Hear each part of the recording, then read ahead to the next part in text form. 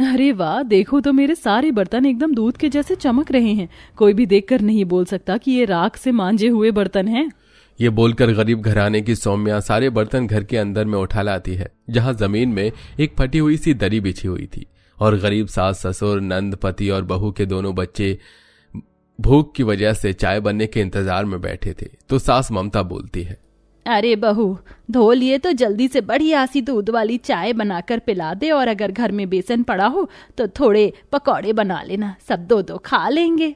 यह सुनकर सौम्या की आंखों में नमी छा जाती है और वो बड़ी निराशा से कहती है, क्षमा करना माँ जी, मगर घर में एक बूंद दूध नहीं है और बेसन तो दूर, आज खाना पकाने को अनाज भी नहीं है। अरे सामान अगर खत्म हो गया तो मेरी शर्ट की जेब में देख लो, पैसे पड़े होंगे, दूध की थैली ले आओ। मैंने देखा था जी, मगर जेब खाली थी और लाला ने भी साफ साफ उधारी देने से मना कर दिया है।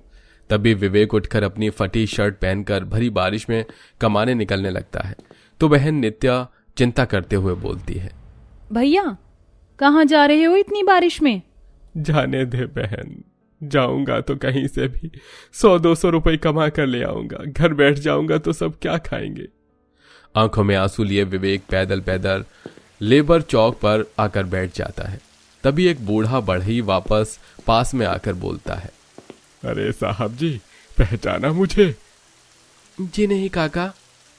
याद नहीं है, 1 महीने पहले आपने मुझसे एक लकड़ी वाला छोटा सा बंगला बनवाया था। ये देखिए मैंने तैयार कर दिया है, कब से बनाकर इंतजार कर रहा था कि साहब जी आज आकर ले जाएंगे, कल आकर ले जाएंगे, लेकिन आप तो आए ही नहीं।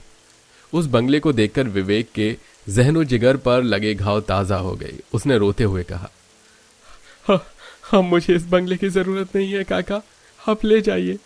और उसका दिल जैसे गुजरे पलों में खो गया, जब वो और उसका परिवार महलों से, घर में राजाओं से जिंदगी जीता था। 5 करोड़ 1, 5 करोड़ 2, 5 करोड़ 3, 10 करोड़। मैं इस बंगलों के बदले 10 करोड़ देने को तैयार हूं। 10 करोड़ जेंटलमैन, क्या कोई है जो इससे ज्यादा कीमत देने को तैयार है? 10 करोड़ 1, 10 करोड़ 2, 10 करोड़ 3, और ये बंगला सिंघानिया साहब का होता है। जहां एक तरफ बंगले की नीलामी चल रही होती है तो वहीं बंगले में अमीर ससुराल वालों के दिल पर अपना घर छोड़ते वक्त अंगार बरस रहा था, जहां सास ममता फूट फूट कर रोती है, चलिए माँ जी, हम सबको यहाँ से जाना होगा।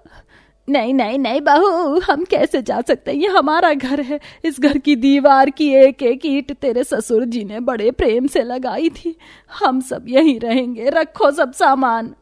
होश में आओ ममता, संभालो खुद को, चलो सब। पूरा परिवार अपनी गठरियों के साथ बंगले से जाने लगता है।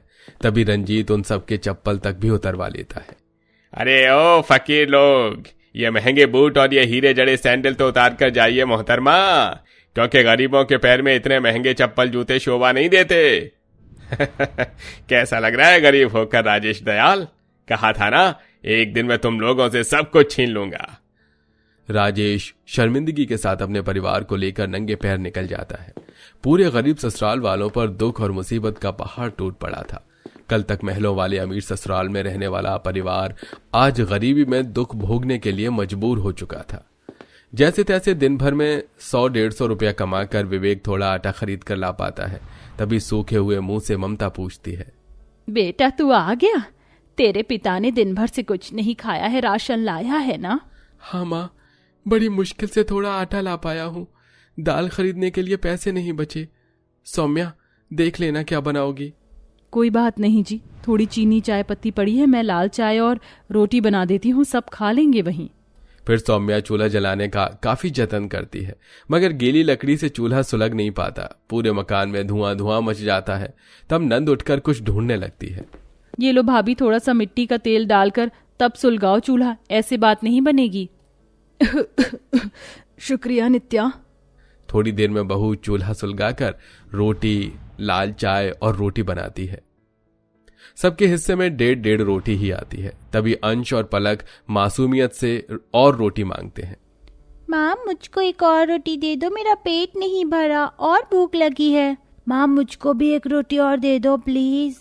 बड़ी लाचारी से सौम्या बर्तन में देखती है जिसमें केवल 3 ही रोटी पड़ी थी, जिसमें खाने के लिए वो और उसकी नंद बाकी थे। लो बच्चों, तुम मेरे हिस्से की रोटी खा लो, अभी बुआ भी खाएगी ना, इसलिए। भाभी आप मेरे हिस्से की रोटी भी बच्चों को दे दीजिए, मुझे वाकई भूख नहीं लगी। अंश और पलक फट से रोटी झपट लेते हैं और खाने लगते हैं। तभी सौम्या को पुराने पल याद आने लगते हैं, जहां पूरा अमीर ससुराल डाइनिंग टेबल पर बैठा हुआ खाना खा रहा था। वाह बहू, आज की मटर मशरूम की सब्जी तो एकदम मस्त बनी है, क्यों ममता जी? हाँ जी वाकई, वैसे एक बार ये कढ़ाई पनीर खाइए, उंगली चाटते रह जाएंगे। भाई हमारा तो पेट फुल हो गया ममता, अब तो केवल बहू के हाथों बने रसगुल्ले खाएंगे और सोने जाएंगे। पापा जी आज मैंने रसगुल्ले नहीं बल्कि मीठे में शाही टुकड़ा बनाया है, टेस्ट कीजिए। तभी दोनों बच्चे भी अपनी प्लेट का खाना छोड़कर मिठाई मांगने लगते हैं। मम्मी मम्मी मुझे मटर पनीर नहीं खाना, मेरा पेट फुल हो गया, अब तो मुझे शाही टुकड़ा खाना है। तभी नंद नित्या मिठास से दोनों को डांट लगाती हुई कहती है, पलक, अंश, बैड मैनर्स, ऐसे खाना वेस्ट नहीं करते। पता है कितने गरीब लोगों को ये खाना नहीं मिलता, जल्दी से खा लो इसे, फिर खाना मिठाई। ओके बुआ जी। पूरा परिवार खाने की मेज पर खा ही रहे थे, तभी विवेक सबके लिए पिज्जा ले आता है। सरप्राइज, पिज्जा कौन कौन खाएगा?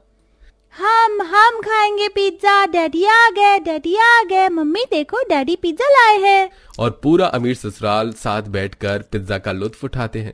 गुजरे हुए बेहतर अमीर दिनों को याद करके एकदम से सौम्या वर्तमान के गरीबी भरे दिनों में वापस आ जाती है और उसकी आंखों से टप टप आंसू बहने लगते हैं।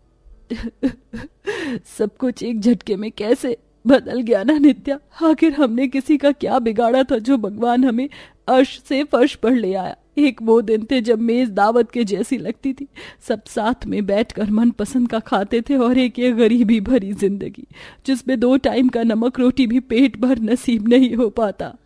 अपनी गरीब भाभी को टूटता बिखरता देखकर नित्या में दिलासा देती है, चुप हो जाओ भाभी, रो नहीं, भगवान ने चाहा तो हमसे जो भी कुछ छीना है उसका दुगना वापस लौटा देगा। सुख दुख तो जीवन में आते रहते हैं। तभी वहीं घर पर पड़ोस की औरत आती है जो अपने साथ पूरे परिवार के लिए छोले भटूरे लाती है। अरे सौम्या बहन, रो क्यों रही हो? कुछ नहीं, बस पुराने दिन याद आ रहे हैं। ऐसे रो नहीं बहन, सब ठीक हो जाएगा। वैसे मैं ये छोले भटूरे लाई थी आप सबके लिए, घर पर बनाए थे तो सोचा आपके लिए भी ले चलूं। शुक्रिया बहन, जो तुमने सोचा। हम जब से आए हैं तब से आपको या किसी को कुछ नहीं दिया, माफ करना, हालात ही ऐसे हैं। अरे कोई नहीं बहन, जब तुम्हें सब कुछ मिल जाएगा वापस तो बस सबको पार्टी दे देना। हाँ बहन, क्यों नहीं। अच्छा मैं चलती हूँ। पड़ोस वाली औरत के जाने के बाद सबने मिलकर छोले भटूरे खाए और फिर बातों बातों में ससुर राजेश ने कहा, अरे बेटा, कोर्ट की तारीख का क्या हुआ? इस सप्ताह में कोर्ट में तारीख लगेगी पिताजी, अब सब कुछ भगवान के हाथ में है। इसी तरह गरीब ससुराल वालों के दिन काफी जद्दोजहद से गुजर रहे थे। जहां लाचार होकर विवेक मामूली सा लेबर वाला छोटा काम करता है, तो वहीं सौम्या अपने पति का खर्चों में हाथ बटाने के लिए कोठी में रोटी बनाने का काम कर रही होती है। तभी एक दिन उसकी मालकिन मोना कहती है, अरे ओ सौम्या, वो मेरे बच्चों के कपड़े छोटे हो गए, तेरे भी तो 2 बच्चे हैं, तो ऐसा करना तू वो कपड़े ले जाना। यह सुनकर सौम्या का दिल भर आता है, फिर भी वो शुक्रगुजार करती हुई कहती है, जी आपका बहुत बहुत शुक्रिया मेम साहब, ये तेरे लिए भी कुछ साड़ियां निकाल दी हैं, ले जाना। कोठी से मिले पुराने कपड़े लेकर सौम्या घर आती है तो सास कहती है, अरे बहू, इस पोटली में क्या है?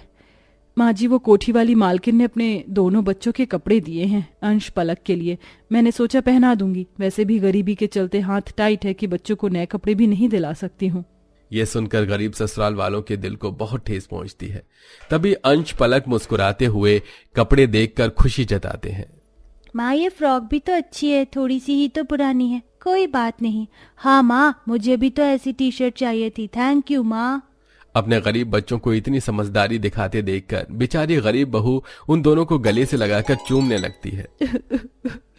मेरे प्यारे दुलारे बच्चों, हम सबके साथ साथ छोटी सी उम्र में तुम दोनों को भी बहुत गरीबी और दुख झेलना पड़ रहा है ना, अपनी माँ को माफ कर देना।